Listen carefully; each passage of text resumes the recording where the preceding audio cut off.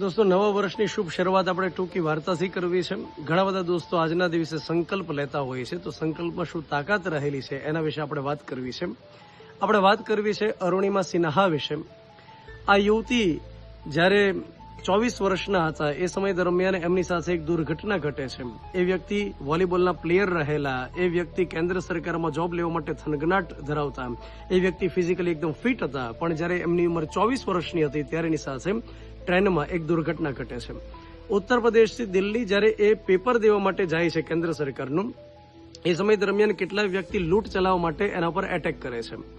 Attack દરમિયાન અરુણિમા સિન્હા પ્રતિકાર કરે છે, સામસામે ઝપાઝપી થાય છે, અરુણિમા સિન્હાને ધક્કો લાગે છે, એ વ્યક્તિ બહાર ફંગોળાઈ જાય છે અને બહાર એક પટરી જે ટ્રેનની હતી ત્યાં જઈને પડે છે। તરત એ જ સમય દરમિયાન એક બીજી ટ્રેન ત્યાંથી પસાર થાય છે અને એમનો ડાબો પગ કચડી નાખે છે। આખી રાત એ વ્યક્તિ ત્યાં પડ્યા રહે છે, કોઈ એમની હેલ્પ કરવા માટે આવતું નથી, કેમ કે કોઈને ખ્યાલ નથી આવતો।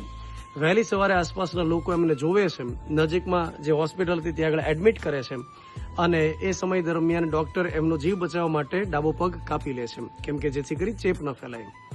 તો એ ફિઝિકલી એકદમ ફિટ વ્યક્તિ, વોલીબોલની પ્લેયર, મહત્વાકાંક્ષી વ્યક્તિ, અને જ્યારે એમને એ ખ્યાલ આવે છે કે એમનો ડાબો પગ રહેલો નથી તો અત્યંત આઘાત લાગે છે, દુઃખ લાગે છે।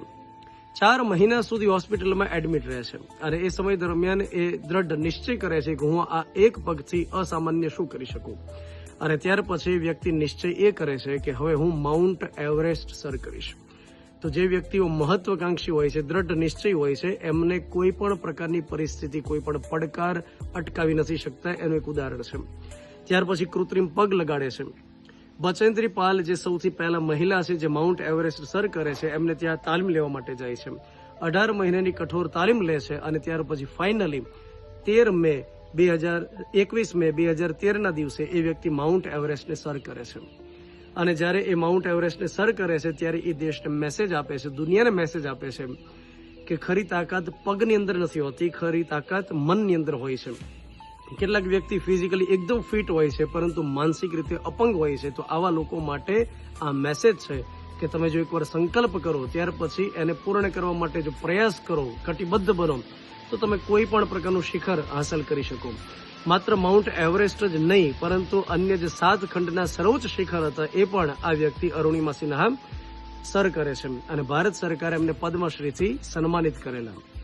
તો દોસ્તો આ પ્રકારની અનેક એવી સ્ટોરી રહેલી છે કે જે એકદમ ખરાબ પરિસ્થિતિ હોય, એકદમ હારી ચૂકેલી વ્યક્તિ હોય, તેમ છતાં એ દ્રઢ નિશ્ચય સાથે સંકલ્પબદ્ધ બની અને આગળ વધે છે, પરિણામ સુધી પહોંચે છે। Thank you.